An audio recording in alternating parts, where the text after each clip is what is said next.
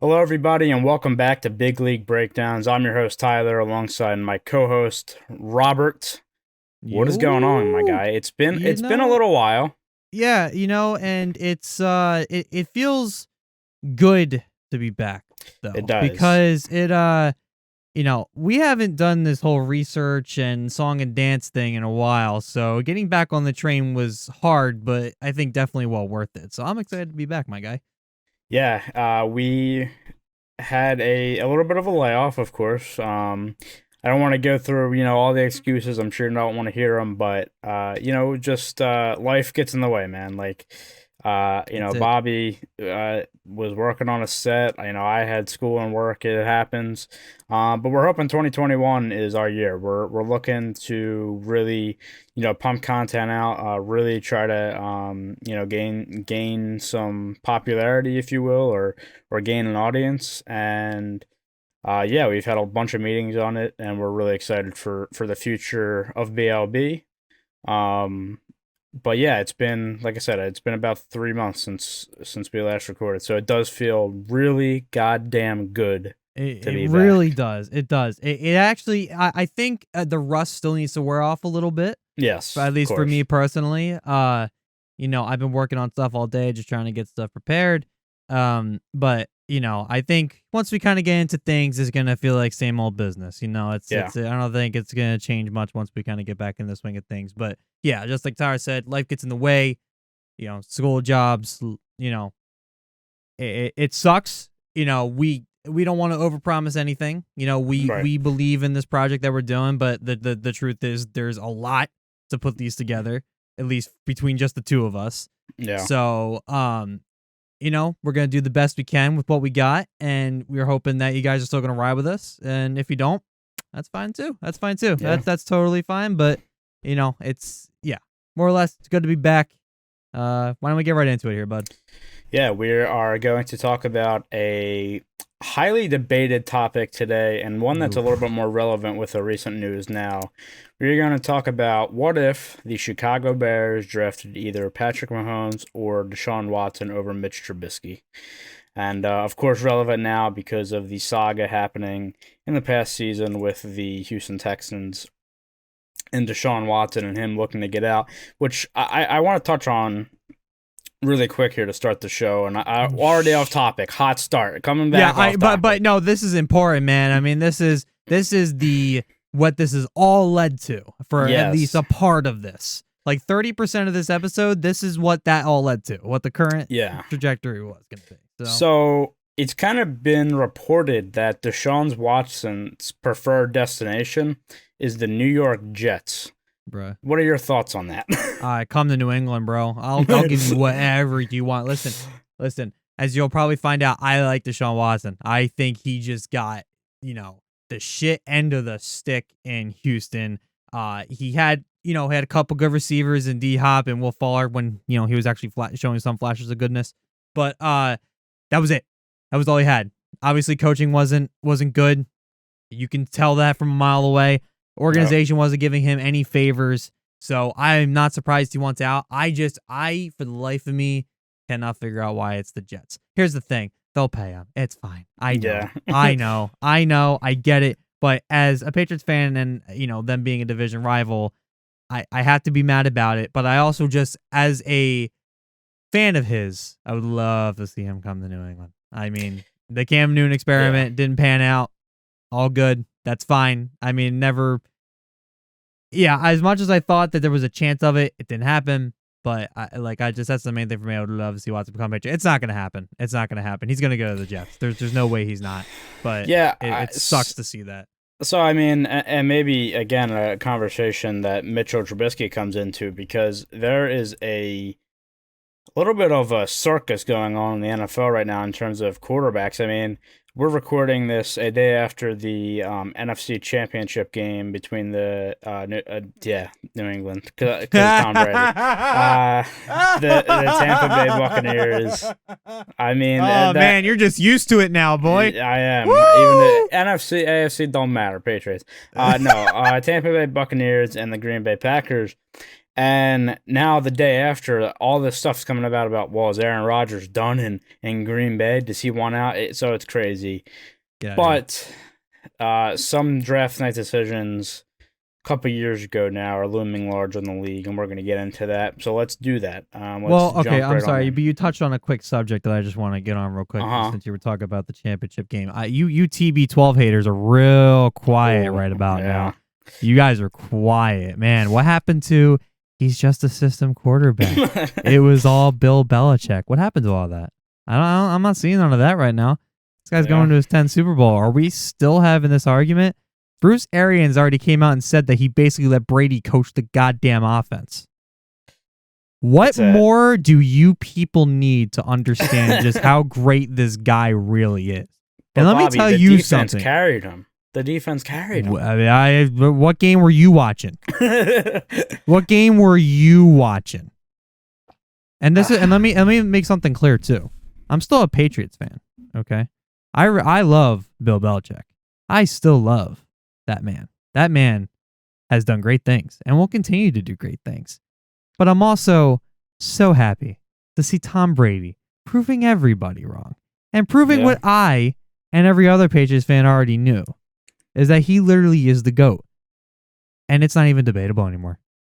So I agree. when you guys want to come crawling out of your little holes again, come talk to me. We'll have a talk. Because I just, you're wrong.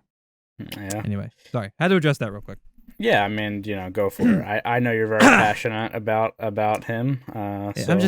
Twitter's been quiet. I don't understand. Listen, I don't know if it's just me. I don't know if I built myself an echo chamber, but it's been quiet out there since Tampa Bay clinched. That's all I'm saying. I'm just here to report the facts. Okay? That's all I'm here for. And all I'm telling you is that it's quiet out there. That's all. Fair enough. That's all. Moving on. And we will get into our episode now. So we are going to kind of go through a little bit of a timeline here. We're going to talk about all three quarterbacks in college, and then answer some questions. About our topic again. What if Deshaun Watson or Patrick Mahomes was drafted by the Bears instead of Mitch Trubisky? So looking at Mitch Trubisky and his college review. Sorry. All right. Yeah, sorry. We're good. We're good out here. Good earlier. All right. So all right, we're good. Mitchell Trubisky playing for the University of North Carolina, who kind of have had a really, I mean, since Trubisky came in and kind of took over, I mean, they've been a good team for the past few years. They've had some good players come in and they've gotten some good recruits. Just funny, after, Trubisky's there and did a lot of great things there. This is happening. But yeah, Mitch Trubisky only played one full season as a starter in his junior year, and he had a really good year. He threw for 3,700 yards and 30 touchdowns with 6 interceptions. He had a 68% completion percentage on 447 passes. Very good. And he also rushed for 308 yards with 5 touchdowns on the season. And as I said, his completion percentage was very high, and his accuracy was a hot commodity for NFL teams. And that was the draw for Mitch Trubisky. He maybe didn't he wasn't a huge arm quarterback that was going to impress you but he was very accurate. He was said he could make every pass. He could make the short pass, the long pass, the deep pass with great accuracy, and that was the draw on him.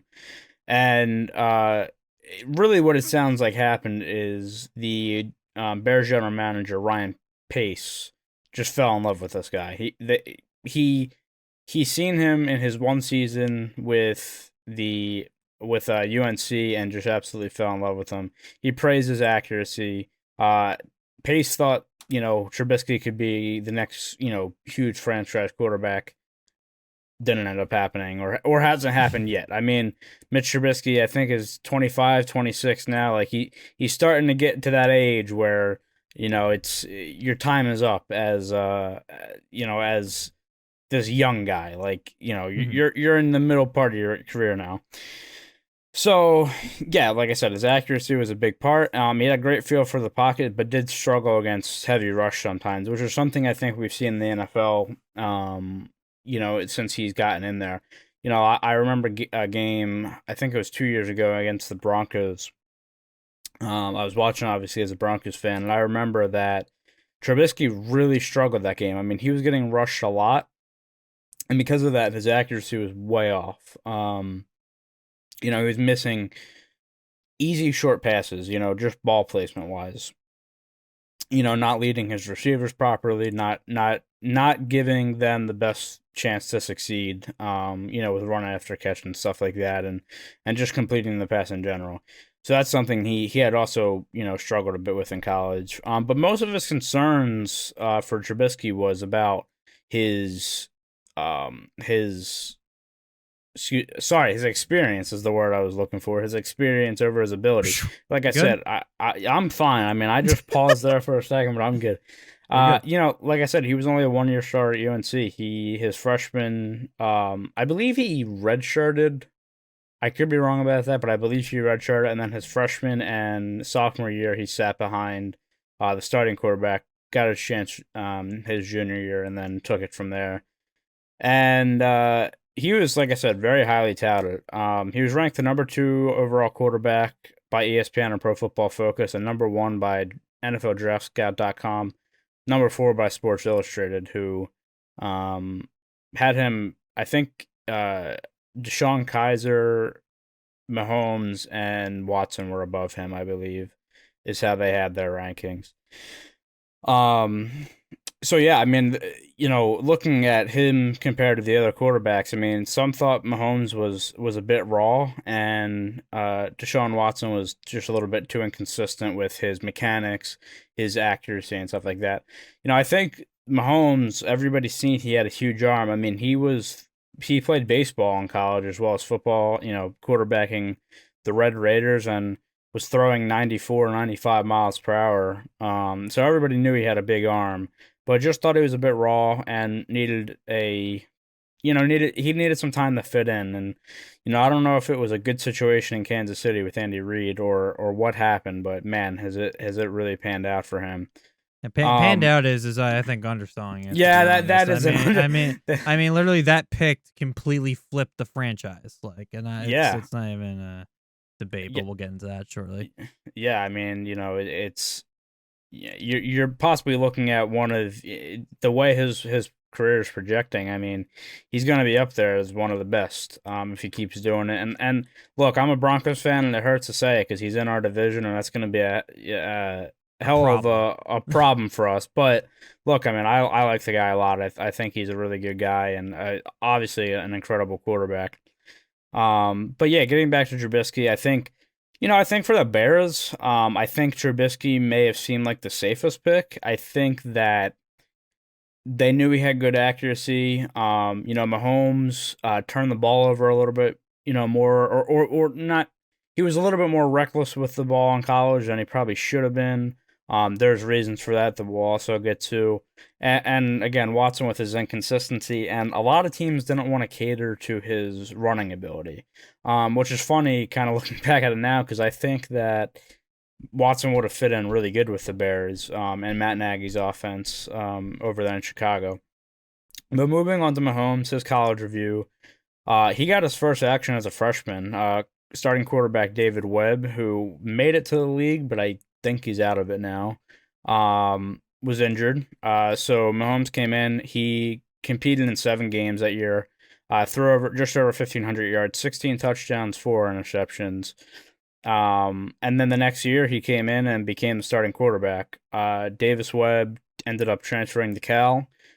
He had a really good college career in his own right. Unfortunately for him, it didn't pan out in the NFL. But yeah, in his sophomore year, he played 13 games, threw for over 4,500 yards, 36 touchdowns, and 15 interceptions.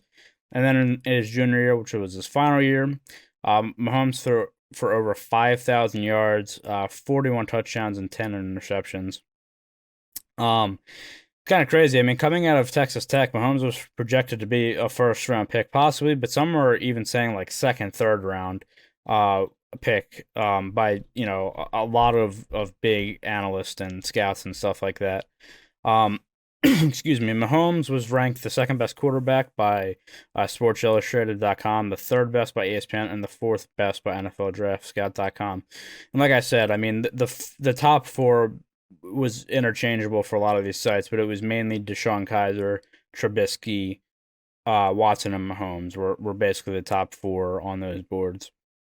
But Patrick Mahomes, he had a hell of a combine, and that's kind of where he rose up the draft boards. He really showed out in the combine. I mean, they seen him and how powerful he was throwing. I mean, I read a piece where he was like, scouts were so impressed because he was just firing like 60-mile-per-hour passes to receivers and stuff like that. Really incredible what he did at the combine.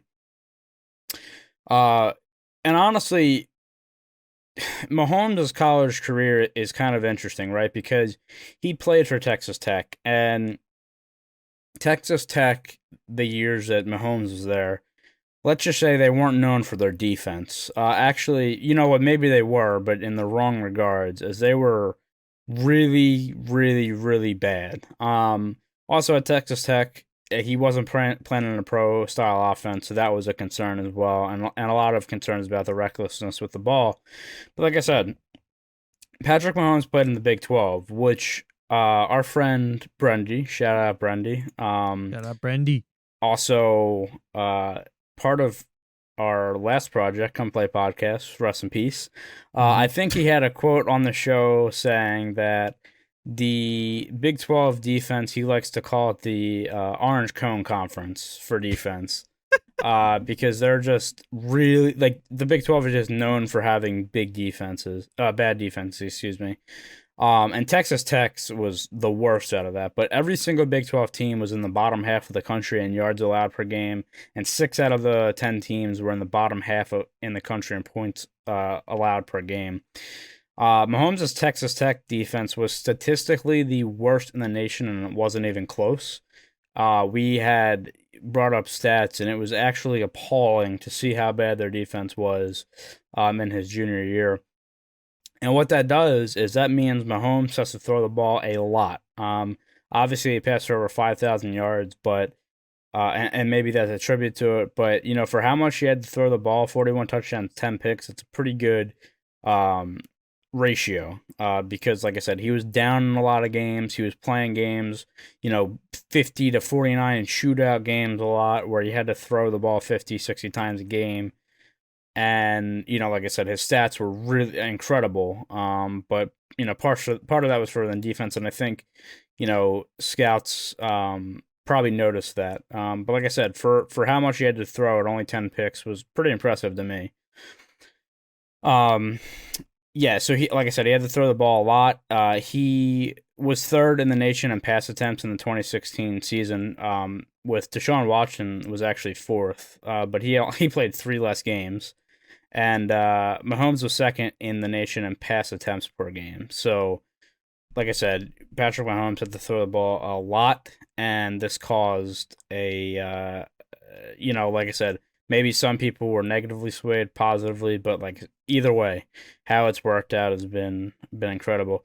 And Deshaun Watson, incredible career in his own right. He played in his freshman year after outperforming the starter at the time.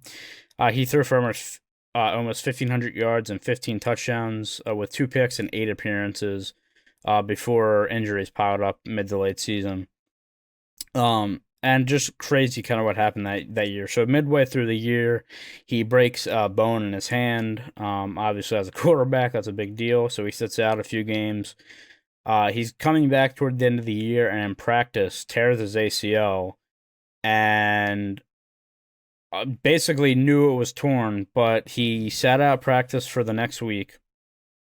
Didn't play the game against, I think they were playing like Georgia State or something, like somebody like really bad. They were going to play them. He sat out that game, and then he came back for the final game of the season against South Carolina. Played on a torn ACL, and then after the game, got it repaired and got it fixed up and was ready to go. But could you imagine playing a game on a torn ACL? Like, I can't even. They basically said, well, he can't do any more damage, so go ahead. He had a knee brace on and went out there and did it.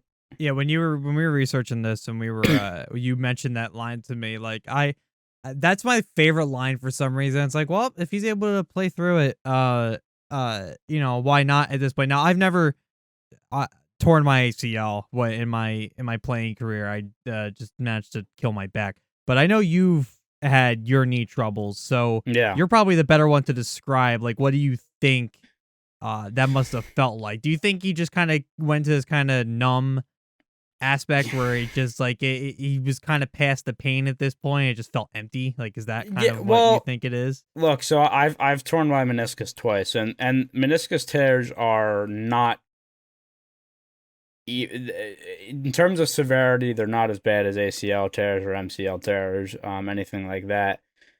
A lot of times a guy will tear their meniscus and can kind of be back in 4 to 6 weeks. But yeah, I mean, dude, like it was so painful, like just walking and not like playing a football game. Like I Mm-hmm. don't know, if they have the best medication for pain at Clemson of all time or what was happening Just over there. inject him with some morphine and send him out there. Yeah, but I mean, it's kind of crazy. Like, Yeah. I, I, I vaguely, I mean, so Deshaun Watson was playing college football when I was starting to get into college football, pretty heavily, and now I'm like fully immersed. I love college football, but that was just when I was starting to get in, and I vaguely remember that story. I just didn't know who it was, and it ends up being Deshaun Watson, who has been obviously a great quarterback in the NFL, and what he did in college was great too. But yeah, just crazy side note there. So he goes into a sophomore season as a starter again. He threw for 4,100 yards with 35 touchdowns and 13 picks. He also ran a lot, as I mentioned. He had running upside. He ran for over 1,000 yards with 12 touchdowns. That's pretty impressive as a quarterback. He led Clemson to the national championship that year, where they would eventually fall to Alabama. And those Alabama Clemson games were some really fun games to watch. He won a slew of awards that year. He won ACC Player of the Year. He won the Davey O'Brien Award for the best quarterback in college football, and he was also a Heisman finalist. So a very impressive year. Still coming back for his junior year, of course, before he was draft eligible. In that season, he threw for over 4,500 yards, 41 touchdowns, 17 picks, a little bit high on that side. But he rushed for 629 yards and nine touchdowns. He led the Clemson back to the national championship in a rematch with Alabama, where Clemson won on the last play of the game, which you've probably seen, in those sport montage videos of, greatest plays of the decade or greatest plays of, the 2000s or whatever. Last second throw to Hunter Renfro, I believe it was. Gotta highlight heaven. Yeah, shout out Highlight Heaven, of course. And yeah, so he wins the national championship. But as a quarterback transitioning to the NFL, he had some good characteristics about him. He was viewed as a winner and a great leader. Just had an overall great character. He had a very strong arm, much like Mahomes, and was able to make every throw. And he had running upside. But some of his weaknesses included ball security and field vision, and also, like I said before, he was viewed as somewhat inconsistent, which was somewhat of a red flag for some teams. So before we move on, we have two videos which are pretty funny in hindsight. So everybody loves and knows the beloved Skip Bayless of of How um about them Cowboys? of Undisputed. Yeah, I mean guy's a character. He's all over Twitter making some questionable takes, but we found a video of him from a show. Was it April 2017? This was. So we have two clips. So they're both from the um they are both from April 28th, 2017, the same show. I might was I wonder if that was draft day. That's probably why they're having it two set because they have like two like separate like segments going on here. Mm, So the first segment is a complete roundtable talking about Trubisky, Mahomes, and Watson. with basically asking the question which QB will be the best in the NFL. So we're gonna play that first because Shannon Sharp has something to say too, not just our boy Skip. Shannon's got a hot one for you guys. So let me real quick take a second to pull this up for all of you lovely people for a second, because I mean this is just straight comedy. And then we'll get to Skip. What you're about to watch, by the way, Shannon Sharp. I mean, look, he has his occasional good take and bad take, but you are about to see a good take in a little bit. You're about to see a good take from Skip Bayless. I know it doesn't happen often, but we have footage. We have the footage. I found the footage. So, okay? Yeah, we're going to look at Shannon Sharp first. Here's the video. I had a guy did tell me that the Chicago Bears would take a quarterback. I didn't believe him. I said, why would they take a quarterback when they just gave Glennon all this? He said, Shannon, I'm telling you. He said the Kansas City Chiefs are also going to take a quarterback, but it's going to be a developmental quarterback and a great landing spot. We're going to talk about this later, Skip. Would be Colin Kaepernick, because Andy Reid, Donovan McNabb, and the success they have. The West Coast offense is very friendly for a quarterback. You know, it's basic cross, check, shallow cross, check down. Yep. So Patrick Mahomes, I don't like it. I do not like this pick. I mean, like I said before, projects. Quarterbacks is the only one they'll take a project, they'll sit him and wait. Oh, he's 2 years away. 2 years away, and you paid him $5-6 million a year for 2 years away? Everybody else that they draft, they expect them to be able to contribute right away. Mm-hmm. I love the Deshaun Watson trade. We got to stop it there, because Deshaun Watson, he just goes on about Watson, and most of the points for Watson are fine. It's the Mahomes stuff. Now, as we're gonna point out throughout as we continue to break through the saga of the dynamic trio of quarterbacks here, it's the projects comments that really stick out to me when it comes to Shannon Sharp. Now look, like I said, there's gonna be reasons why they don't like Mahomes and why they're liking Trubisky, and there's gonna be a big reason from Skip when we go to him in a second. It's just the funny fact of Mahomes is a project. Yeah, he came out both guns out of the holster first season.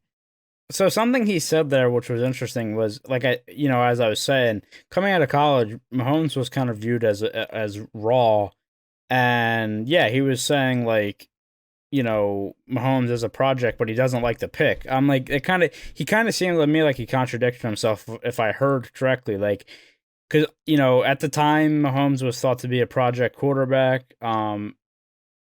Kansas City was looking for a project quarterback, but he's like, I don't like the pick. So that was a little bit interesting. But you're right. I mean, look, Mahomes came out.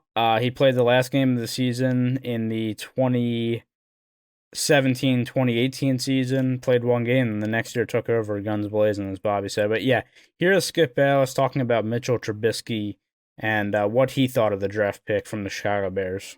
Yeah, I want to, just because it's been annoying to kind of skip around the video, he literally starts this off by saying, I'm going to be nice this time and give them a D-. So that's why you see the grade at the bottom. That comment is equally funny. It just, we needed more time to actually hear him explain why. So we kind of skipped that part. So here's the first section. We got 2 seconds we want to hit at right here. Oh, no, I'm sorry. No, I am playing that clip. I'm sorry. I read my notes wrong. So I'll play his first clip. He talks about his D-. Then we're going to skip ahead where he talks a little bit about why. So let's get into that. What grade do you give the Bears for their Trubisky pick? Look at Skip immediately. Joy, Shannon. I'm going to be charitable, and I'm going to give the Bears a D-, but that's only because I worked in Chicago for a while for the Chicago Tribune. I covered the Bears, and I still have a whole lot of Bears friends in Chicago. And Shannon, I'm just trying to go easy on them because, trust me, I heard from a lot of them last night. They are devastated over this indefensibly idiotic move. Once again, by the Chicago Bears, the nightmare continues. Hey, Chicago, at least you got the Cubs. So this is right around when the Cubs were won the World Series, so worth noting. So we're gonna skip ahead a little bit. He starts to explain his reasoning a little bit here, and you pay attention. That's all I'm gonna say to you. Pay attention. And yet, why would anybody have suspected or feared that the Bears were even thinking about taking a quarterback, because they had already wasted a whole lot of money on a Mike Glennon that they gave Which Shannon 3 years, said before. $45 million to, with $18.5 guaranteed. So now the Bears own two quarterbacks who are both, what were they thinking on both cases? Furthermore, in all my years of covering the draft, I'm going to say this one more time. I've been beating this drum on this show now for about 3 weeks. I have never seen a weirder, more bizarre bandwagon roll for a quarterback the way this one rolled for Mitchell Trubisky. This is a sheep think league. You know this. Once one GM somewhere down the line, I don't know, way back in January, I don't know where it was, somebody said, I'm starting to like this Trubisky kid. And then another GM said, you know what? Maybe I should like him. And then another one said, wait a minute, maybe I should like him too. And then everybody was loving Mitchell Trubisky, a guy I watched, I don't know, 4 or 5 times last year at North Carolina, which was his first year as the starter. He was there for 3 years, couldn't beat out Marquise Williams. And who's on the practice squad somewhere in the NFL? Somewhere. I'm not even sure he's still on it, Okay. but whatever. I'm with you. He's not going to play in the NFL. The key thing, the hive mind, because that's literally what Tyler was saying earlier in regards to, once who is it, Pace is the Bears GM, falling in love with him, and soon afterward, all of a sudden he's getting all the rave. So I mean, Ty, definitely your reaction to that, because it seems like he's lining up right with you.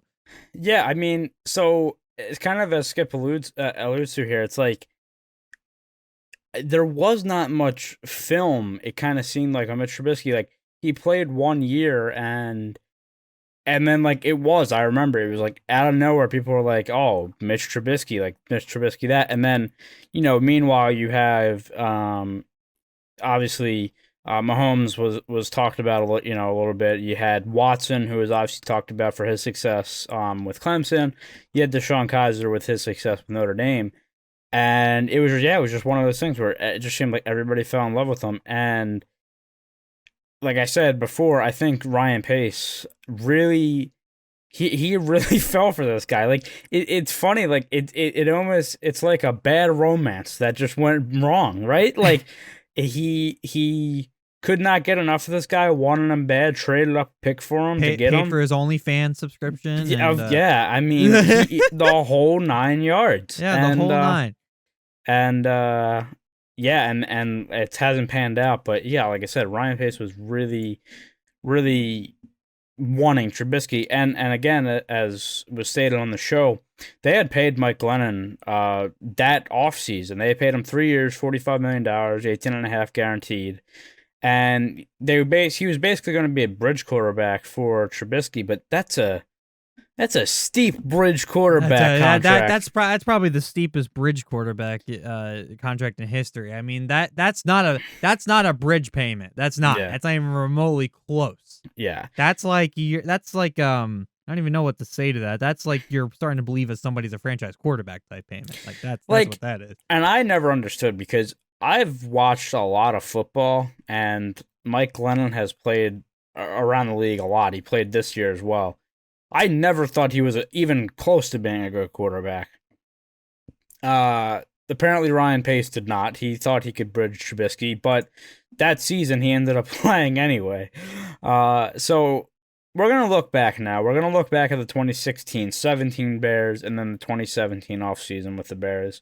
So obviously 2016-17, the season before the draft pick with Mitchell Trubisky, kind of just looking at and breaking down like maybe why they would make this decision, or if there was, something that would sway them, Trubisky instead of the other, Watson or Mahomes. So let's get into that now.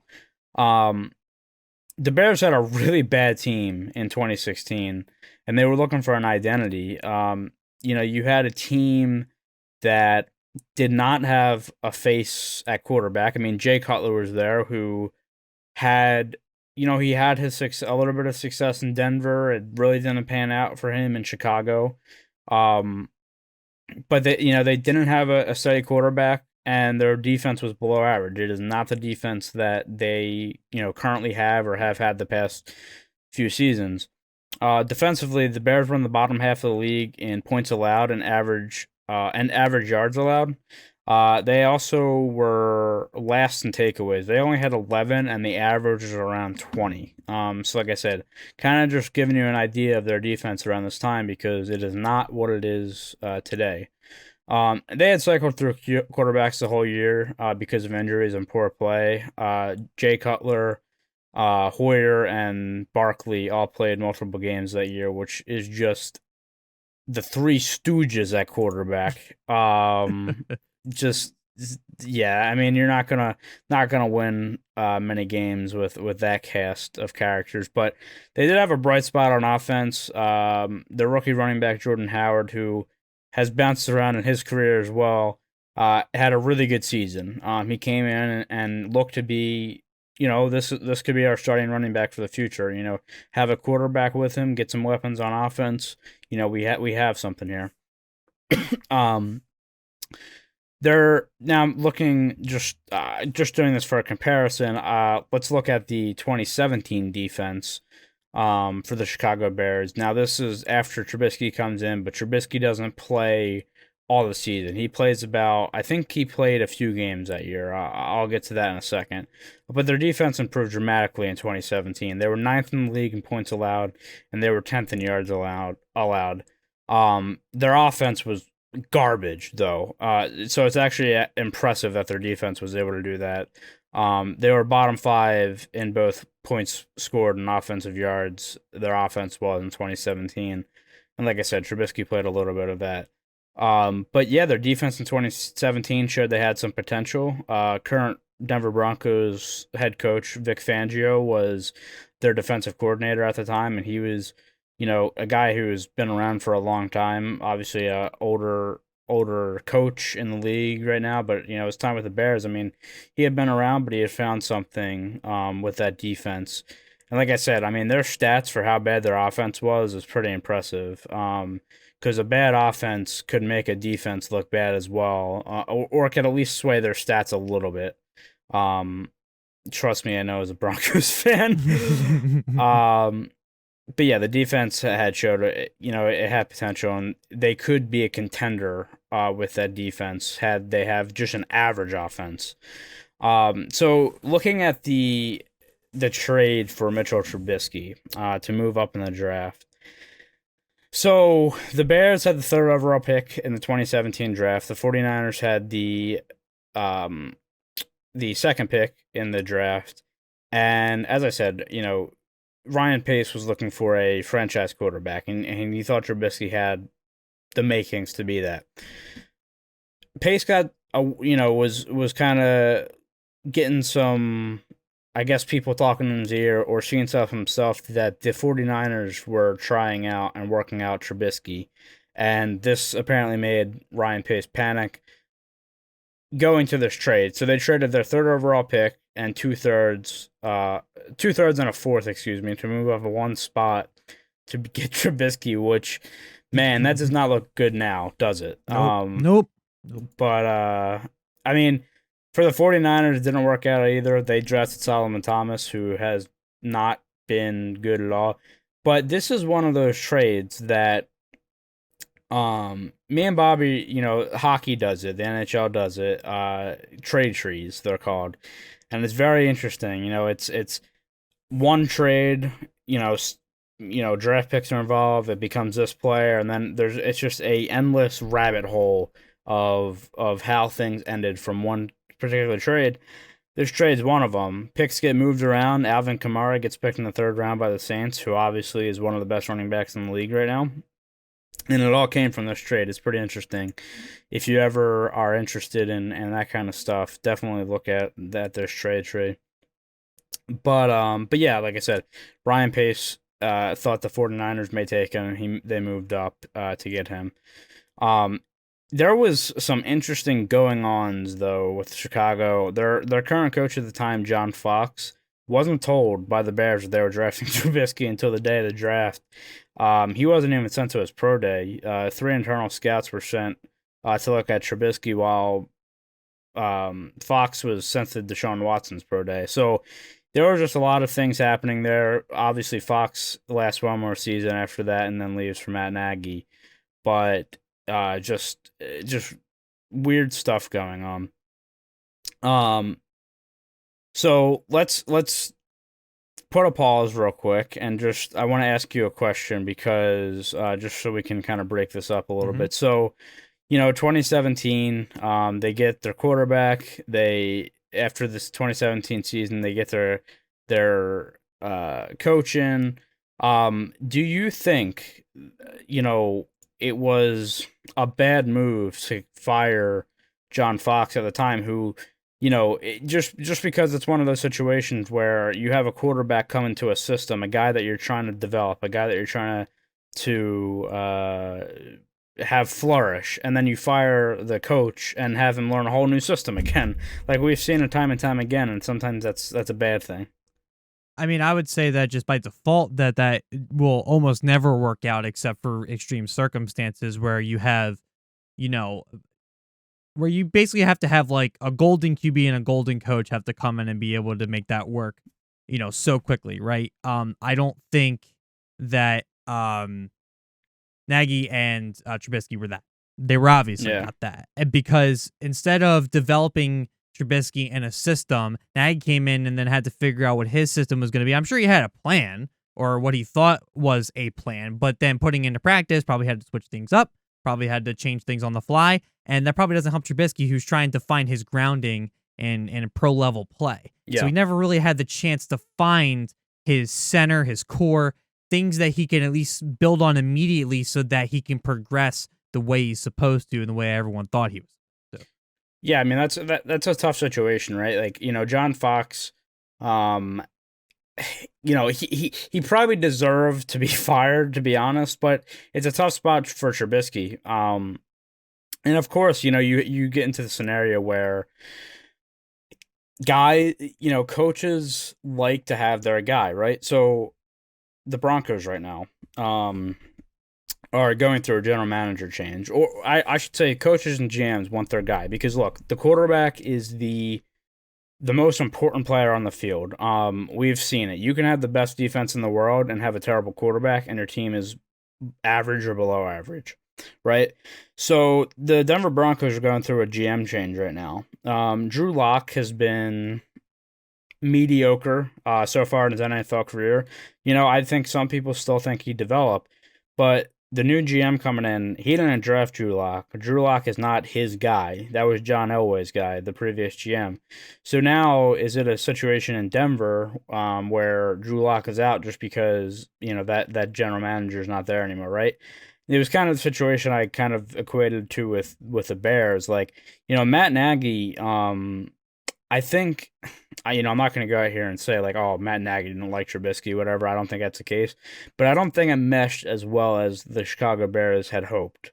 Obviously, they're still a thing. They brought in Nick Foles this year. It didn't work out. Trubisky played through the end of the year and showed some positive signs, but it didn't work out. And I think, that's a tough spot for Trubisky, having his coach be fired, the year after he gets drafted and comes in, and again, the whole new system and stuff like that. So now we move to 2018. Talking about the Bears defense again, it was arguably the best in the league. They were first in points allowed, and third in yards allowed in the league. And their offense had improved as well, bringing them to a 12-4 record. And this was like, okay, Trubisky didn't have a phenomenal year, but their offense was better, and it's like, all right, this is what the Bears can do. Like I said, their defense being so good led them to a 12-4 record. In that offseason, they decided, look, we believe in Trubisky. We think that he can be something. We're going to surround him with some weapons. And they got some really good weapons, right? That season, they brought in Allen Robinson, who, man, if you talk about a guy I feel bad for in the league, it is Allen Robinson. Like, right? Like, this guy, I think he arguably could be a top wide receiver in the league, but he just has never had a good quarterback. Like, he was playing in Jacksonville when they were going through a bunch of quarterbacks. He comes to Chicago. Trubisky is like, average. Like, this is a guy that, with a good quarterback, could easily, I believe, in my mind, be a top 5 receiver in the league. They bring him in. They bring in Taylor Gabriel. They draft Anthony Miller. They're putting the pieces around what they believe to be their quarterback of the future.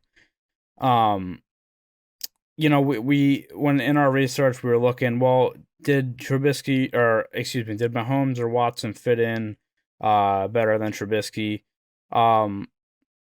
I don't think necessarily. I think that the 2016 Bears were bad, right? Like they were looking for an identity, especially at quarterback, as I was saying, and they I think they possibly went for a safe pick, which in turn ended up not working out for them. But I wouldn't say that Mahomes or Watson was a quote unquote better fit at the time. It's just it's kind of one of those scenarios. Well, maybe you do take a chance on a guy that you know there's a chance he doesn't work out, but there's also a chance he can boom like Patrick Mahomes has. Instead of Trubisky, who has kind of like regressed in his NFL career. Like I said, I mean, he came in this year and had a little bit of success at the end of the year, but I mean, his accuracy has been poor.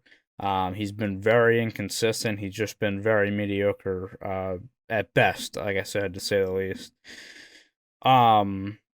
We also looked at were there any connections with coaches' connections with UNC, which made them feel like Trubisky was their guy, and like I said, it doesn't look like it. It literally looks like Ryan Pace was literally in love with this guy. That OnlyFans subscription speaks volumes, man. I mean, he was top tier. You can't teach it. I mean, no, you can't. You can't teach this stuff. You can't teach the type of decisions that Pace makes. I mean, I am sure to this day. You know what? I bet you he's still looking at this and going, yeah, this is the right choice. I love this guy. I love this guy, Yeah, I mean, it's going to be interesting, right? Like, I guess a question for you. Do you think Trubisky sticks around with the Bears? I mean, I believe he's still under contract. So in that regard, maybe he does, but like, do you see them moving on anytime soon? Age-old question on when the hell do you cut your losses with a project that you tried to build for so long? When do you finally cut off the limb and just say, we got to do it?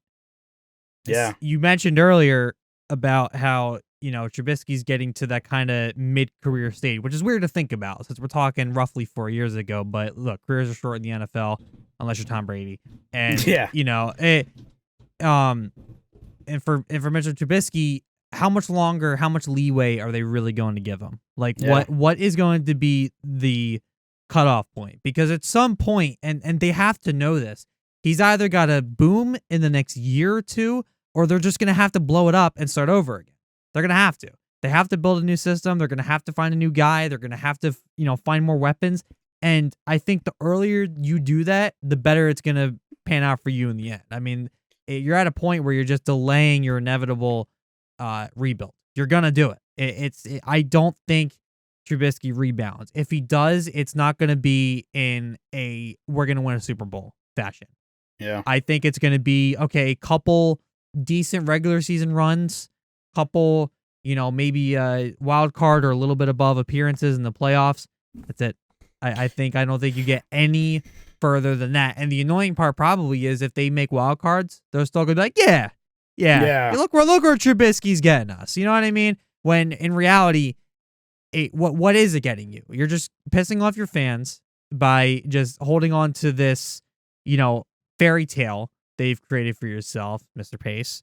And, when do you finally close the book and say it's time to, start reading something else and start building something else that could be everlasting and will at least each season, even if you start a rebuild and you finish the season on maybe a not so great note, I think your fans will still go, okay, but I know where we're headed. I can see the progression. I can see that we're going to be good. It's just going to take time. I don't think there's a lot of Bears fans out there that are looking at Trubisky right now and going, at the end of a season and saying, it's going to be just next year. It's going to be next year. They're going like, why are we just stuck in limbo? And why are we still here? Like, why is it this experiment still being tried, even though it is obvious that it's not working? It's not working, period. Yeah.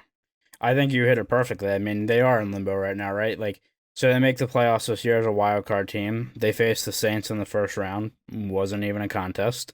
That was our Nickelodeon game, by the way. Oh my God, I wish we could dedicate an entire episode. I'm absolutely even thinking about it to the Nickelodeon game. That was tremendous in so many ways that I did not expect. But anyway. Yeah, so they make the playoffs, but they got in on the last week. I think they went either 9-7 or 8-8 and just snuck in, and it's like, yeah, you look at Trubisky and it's like, if you're a Bears fan, do you really think it's like, I think one day this man will lead us to a Super Bowl? I'm gonna say 95% of the fan base is gonna say no. Just from base what he's done before. I mean, like I said, their defense has really been that driving force for them and why they've had their success. But their offense has been very underwhelming. And again, this year with the Nick Foles experiment that blew up in their face and going back to Trubisky, but it was just very average quarterback play. It's when is enough is what it comes down to. So and then I want to follow that up with like, Mhm. okay, so if Trubisky's not going to succeed here, is there even a remote possibility he succeeds elsewhere, or is he just going to kind of literally? We were talking about Nick Foles. Is he literally going to be Nick Foles, where he's going to fall and be a second string somewhere else, like just for the rest of his career? I mean, like the Nick Foles situation is really something to look at. And I think it's pretty comparable. Now Trubisky's not leading nobody to a Super Bowl, like I already said, but at the same time, he after this, if the Bears finally decide, it's enough, and they cut him off, is he just going to go second string for somebody after this? Because I really don't see how he starts for anybody unless they are desperate for a quarterback. Yeah, I mean, maybe he goes somewhere where, just throwing it out there now, and again, funny how things happen, but, maybe Watson gets traded and the Texans are like, well, we don't have a quarterback. Let's give this guy a try. Well, given how that front office acts, I'm sure they pick up Trubisky and they're like, we can do better. We can do better than that Ryan Pace. Who is he anyway? Yeah. They'll pick him up and then they'll waste him too. You know what? Here's the funny thing. I don't show a ton of sympathy for Trubisky, but if he gets picked up in Houston, I'm going to show a ton of sympathy for that man because I know he's probably the one in the right in that organization. What a absolute trash heap over there. No, but I mean, like, he gets picked up like a team like that. It's like, maybe the project didn't work out in Chicago, but this guy was drafted high, and he should have been drafted high for a reason. Let's see what we can get out of him. And that's like every GM's like wet dream. That's like every GM's like, oh, I know a system that can put him in the right spot that Chicago couldn't figure out. That that's every GM or coach's like, picture perfect moment of like, look at me, the analytical genius. Well, none of you are Matt Patricia, so don't even worry. Right. Well, I was going to say another place I know people were talking about is like, well, the Patriots, like you have a guy that we know there's talent somewhere. So can a guy like Bill Belichick bring it out of him?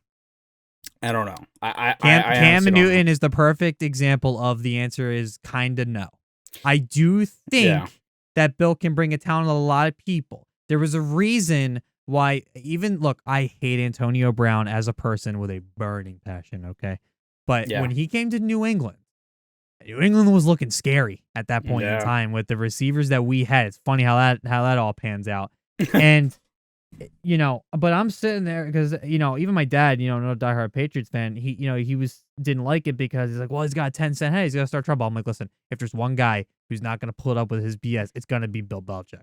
So, and same with Cam Newton. There were a lot of people like, oh, his ego's too high. I'm like, he's going to get humbled real quick. He's going to step on Gillette Stadium and he's going to realize that he's not the hottest thing walking. He's not. Look, I mean, I think like Cam showed his personality, of course. Like it wasn't like it was hidden, but it wasn't like it was in Carolina. Like he was very much more reserved. He knows his place. He knows what his place is now. Like he's not as he's not the hot shot that he used to be. Yeah. It's obvious that he's not. So I mean, like, and I remember quite finished, but like I did want to say that like I think Bill Belichick can bring the best out of a lot of people, but the best can only go so far in terms of what you can get out of somebody. Cam Newton, he's on his last limbs.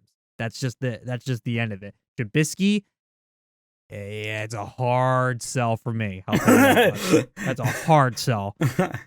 You wouldn't be a fan of it? I mean, I would have some serious questions, especially since we don't even have the receiver core to even help him, even if he is gonna turn out bad. You know what I mean? Like it'd be one thing if we had the receiver core to bail him out, but we don't. We have nobody. Yeah. We have Julian Edelman. That's it. Yeah. That's it. And he's great. I love him to death. But he's not going to carry that team. He's not. He can't. So yeah, that's a fair point. I would not like that move. And also, I'm also going to assume that Chicago would ask high for him, even though he's proven to not be as worth it. And to me, it's like, look, if we're gonna give away something high, like even as much as a second round pick, I would much rather go after somebody like Carson Wentz. Yeah. So who is borderline either staying in Philly or not. So, anyway, I know it's a tangent, but my point is, I don't know how much talent can really be brought out of Mitchell Trubisky at this point. Yeah. No, I agree. I think that, maybe you draft a guy, the Bears draft a guy that came out a year too early. It could have been that situation. I don't know, but it just has not panned out, and it's unfortunate, man. Like I said, they gave up a lot of capital for that, and they put a lot of faith in him, and it hasn't worked out. But let's take a look at, kind of play the scenario. What would it look like if the Bears took Trubisky or Watson or Mahomes? Do you think the Bears are a Super Bowl contender with either of those quarterbacks? Because I believe so. With that defense, I mean, it's hard to see them not being a contender. Well, I mean, that, defense can absolutely win you championships. Like, I think that has been tried and true and proven at this point in time. But here's the thing. If they had Mahomes, and even if Mahomes didn't show out like he did, right? Like, right off the bat. Like, I mean, Mahomes came out, guns blazing, right? Mm-hmm. Even if he was a little raw, as we kind of pointed out, or he could have been, and needed a year or two to develop, he still would have at some point had people like Allen Robinson and Anthony Miller around him at some point. And I think that's plenty of people to work with to be able to, if he can, if Mahomes finds his ground, he'll still be that guy. I 100% believe that. I do believe Mahomes is one talented dude. Like, it's ridiculous the things he's able to do. Now, do I think that he would have carried him to a Super Bowl as much as he was able to do in Kansas City? Don't know. I don't know. I would argue that if anybody's gonna say, oh, this is what brought Chicago to a Super Bowl, it would have been the defense. People would have pointed to the defense first. Mahomes, again, would have been very skilled, would have been talked about, probably still could have won the MVP, honestly. But there are people who are going to say, oh, well, the defense carried him. He's still young. There's still some things that he's got to fix up in his development, this, that, and the other thing. So that's what I think probably would have likely happened in that scenario. So for the Mahomes case, it's interesting, right? Because Kansas City, like, their defense is this year has been better than it was last year. But last year, their defense was garbage, and look what they did. And, I guess there's a lot of things, right? Because, like, would the Bears even be able to have some of the players they have on the roster with the contract that Mahomes just signed, like salary cap wise? Are they able to afford the pieces they need around him? In Kansas City, it's worked out, but you never know. Like I said, though, I think Deshaun Watson would have been a really good pick for the Bears because, obviously when they drafted Trubisky, John Fox was there, but under Matt Nagy, I mean, I think Watson could have really, I mean, he's done incredible in his career, don't get me wrong, but I mean, he could have done that and maybe much more under his system. Just with the design of being able to run. I know a lot of people give Matt Nagy shit, but that's also because of possibly because of the quarterbacks he has. If he has Deshaun Watson, somebody who he knows Right, yep, you that got it. can Come ball on. out. You use your speak and spell. Come on. Yeah. So if he knows that, then maybe he unleashes a little bit more. But again, I don't know. Now here's a question for you: do you think that Mahomes has the success he has in the league, as he has right now, if he's not under Andy Reid's system, who is proven to be one of the best coaches out there? That's tough because I think, like we mentioned before, and we talked about how the John Fox firing, I do think did not help with the whole Trubisky, and I think kind of stunted what he could have probably been. I mean, look, I know he was, as Skip kind of said, it was a bad pick, but I do think that there was talent there, and maybe there still is. Like the guy definitely has athletic talent. I think. And by no means, please hear me out on this. I am not saying Mahomes is a system quarterback, but what I am going to say is that he came into a system that was already in place by a veteran coach, Yeah. a longtime tenured head coach in Andy Reid, who knows how to adapt with the game, how to adapt with new players coming in, and especially with how to develop young stars that are coming in. He just doesn't know how to manage a goddamn clock. But he literally, though, I mean, I think he sees, okay, we have Mahomes, kid can run, kid can make some ridiculous throws. Let's just go with this high octane, high moving, high passing offense that literally benefits Mahomes in every way possible, where he has either every out in the book, where even if he gets caught in whatever reason, offensive line kind of gives up one, he's going to find a hole and run through it.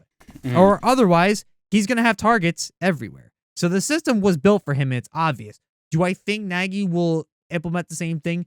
No.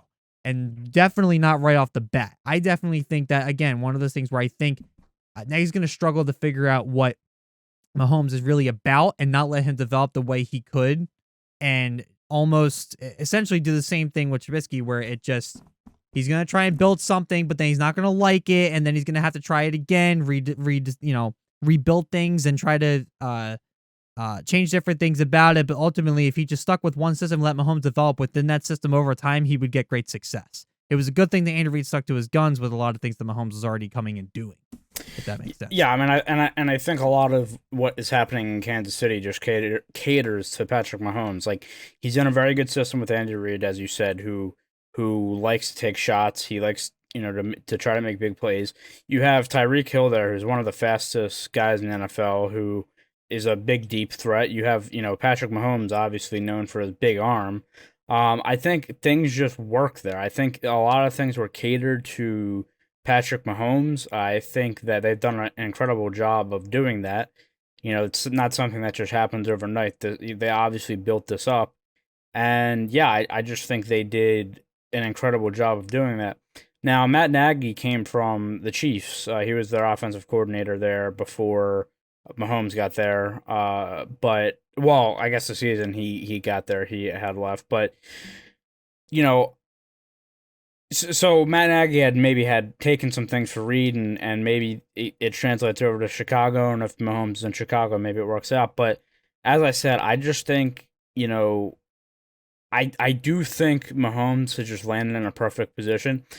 I think if he was drafted by Chicago, I think he, as I think you alluded to, I think he still becomes a good quarterback. But is he what he is? I don't know.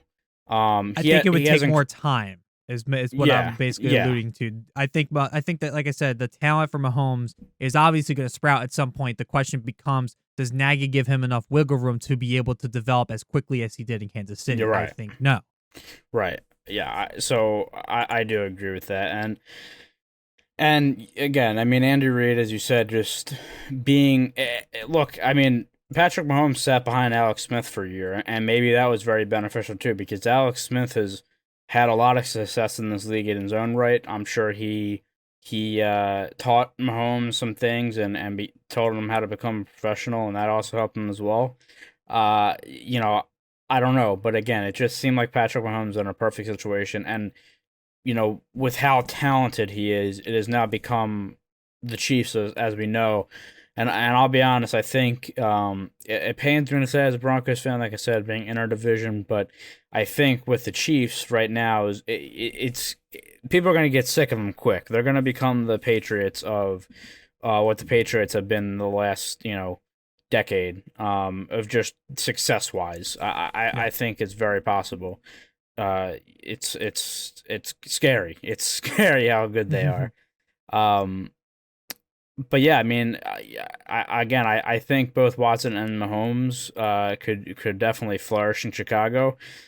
Now, I mean, on the flip side, do you see coming out of college? I mean, do you see Trubisky finding success elsewhere if it wasn't Chicago? Like, I guess my question is this, right? Is this Trubisky not panning out? Is it more of a product of the system in the Chicago Bears and just everything around that? Again, the weapons and and the coaching and stuff like that, or is it product of just Trubisky not being a talented NFL quarterback?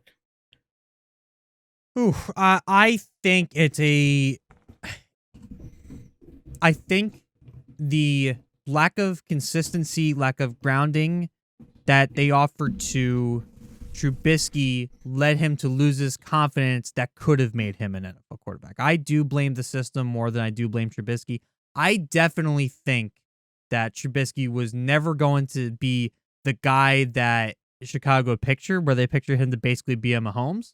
But I think that they kind of screwed themselves and shot themselves in the foot versus him just kind of not really panning out. There were definitely we watched some film when we were going through everything, and listen, Trubisky has definitely made some questionable decisions with his throwing, even lately. Like this isn't anything new. So I do think there was some lack of confidence and decision making on his end, but I do think that the fact that they never truly developed him hurt him more than anything else that could have possibly have happened there. I think it was the system that he got put into was just not the right one. Yeah. I think this opens up a bigger question. I mean, anytime a quarterback that's drafted as high as Trubisky doesn't work out, this question that's come up, right? Is it like, what led to this happening? Is it the scouting that let him down? Is it the coaching? Is it the weapons around him? Or is it just the talent? And, I don't know. I looking back, and I'm sure Trubisky would say the same thing to you right now, I wish he stayed his senior year. I think that would have benefited him. Financially, it was probably a good decision to come out because obviously he got paid very handsomely for that third overall pick, and so maybe in that right, it was a good idea. But I think from a skill set wise, I think he probably regrets, and I think it would have been a lot of people would have liked him to stay. That extra year at UNC. Looking at what they've done to the league at this point, it's pretty astounding. Just the difference of what's going on. So Mitch Trubisky, he has made one Pro Bowl. He's thrown for 10,609 yards, 64 touchdowns, 37 picks in basically 4 seasons. And he has only had 3 seasons over 500. I'm sorry, I'm reading this. Bobby wrote this, and he did not write it how I wrote it. So, wow. Okay, yeah. Put the blame on me. See that bus over there? Just jump in front of it for me, please. Yeah, geez, good lord. So yeah, there's the 3 seasons over 500, but some of them not being, full seasons. He had 1 season where he went 6-3.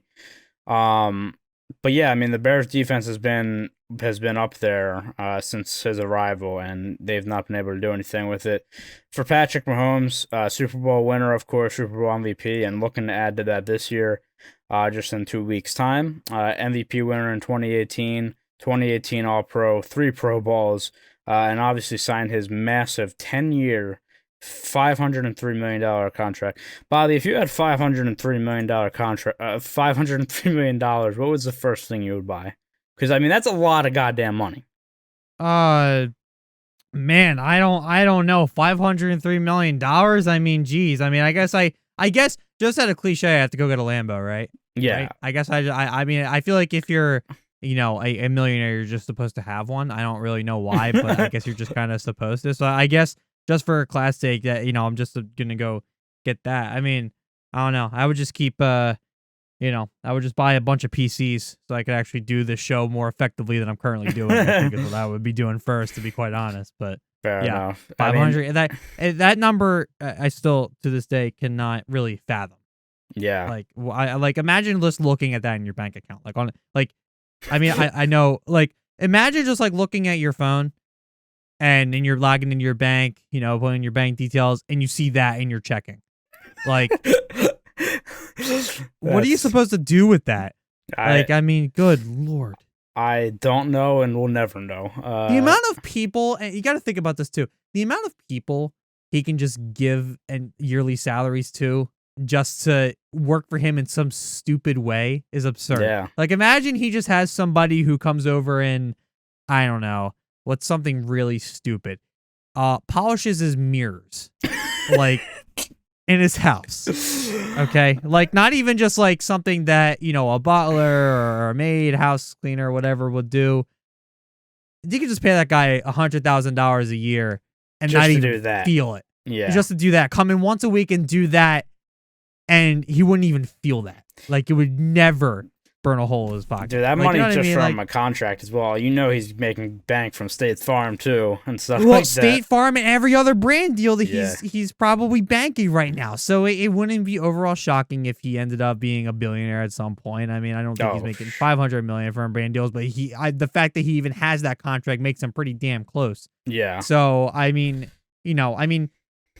even look, I know Gronkowski isn't getting paid as much as that, but remember the whole report that came out where he's like, yeah, I haven't touched a single cent of my salary. Everything that has kept me up to this point has just been my brand deals. Yeah, it's crazy. Yeah. And I mean, obviously everybody wants Mahomes. I mean, I think he may have a Nike deal. Like I can't remember. I feel like I've seen him on a Nike commercial before, but obviously the State Farm commercial is like, yeah, any endorsement he wants, he can basically have. I'm sure. So he's BioSteel is the first endorsement deal that he took, but he also has stable ongoing national sponsorships with Adidas, Oakley, Head and Shoulders. Forgot about that one. Oh yeah. State Farm, Bose, DirecTV, Essential Water, and Electronic Arts. Holy mother of God. This dude is making so much money. Okay, so it was Adidas. I was trying to think. Like I've seen him on Adidas. one of the big one of those guys. One of the big companies. Can't wait till it's Skechers one day. Yeah. Oh man. Yeah, he's going to be a rich man. Good for him, man. I mean, he's balled out. So, over his career, 14,152 yards, 114 touchdowns, 24 picks. And that's in 4 seasons, but basically 3 because the first season he only played 1 game. That's absurd. For Deshaun Watson, his stats are nothing to sneeze at. 3 Pro Bowls himself, 14,539 yards, 104 touchdowns, 36 picks in 4 seasons. He's also had 17 rushing touchdowns in his career. And in 3 seasons with the Texans, full seasons with the Texans, they've been a playoff team twice. And then, of course, this past year, they really struggled, and we're at where we are now. But yeah, I mean, Deshaun Watson, another guy that out of that draft class that's really balling out. That was a really good draft class for like a lot of guys. And like I said, Kamara was out of that class, Watson, Mahomes, like a lot of your stars of today came out of that 2017 draft, so it's been interesting. But I mean, yeah, that is basically all we have. I mean, any final points you're looking to make? The Chiefs are gonna be such a problem, and I'm finally gonna get the other side of what everybody has been dealing with for 10 years, and it's probably gonna be annoying. But you know what? It's been. I mentioned last year, so last year was the first Super Bowl in a while where I was watching, 2 teams that weren't the Patriots, didn't have much stake in the game. We were out in the wild card, so it didn't matter. So it was interesting to watch from a more analytical, neutral perspective on how everything kind of panned out. And watching guys like Mahomes play is an absolute treat. And he's gonna be a great guy. One of the greats. He's gonna continue to be great for a long time. I'm all here for it. I'm ready to watch this happen. It's gonna be annoying when we lose to them eventually, but it's funny seeing these high octane teams play. I'm looking forward to it. I'm looking forward to the Super Bowl, which yeah, you and me will be chucking beers and watching that. So, looking forward to it. I'm looking forward to this, and of course, Tom Brady still being in the Super Bowl, the old guard versus the fresh blood, if you will. Yeah. And it's gonna be a battle, and I'm all here for it. So, Chicago, I'm so sorry. You guys had it at the wrong time. I think it's time to blow it up. And Deshaun Watson.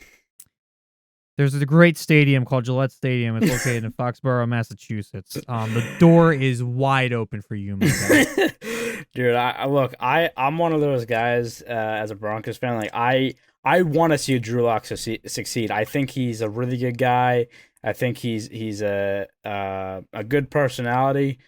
But I would trade his ass and a couple first round picks in a heartbeat for Deshaun Watson. I Yeah. mean, the guy is incredible.